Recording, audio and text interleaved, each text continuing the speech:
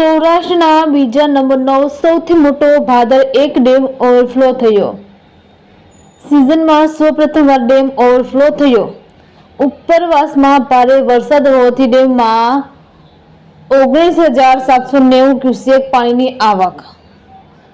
ભાદર એક ડેમના 10 દરવાજા 6 ફૂટથી ખોલાયા। ડેમના 10 દરવાજા ખોલીને 19,790 ક્યુસેક પાણી નદીમાં છોડાયું।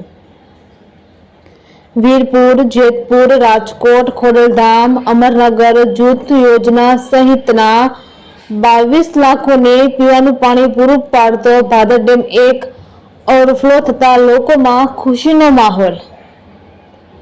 ડેમ ઓવરફ્લો થતા નીચાણવાળા ગામોને તંત્રએ કર્યો એલર્ટ।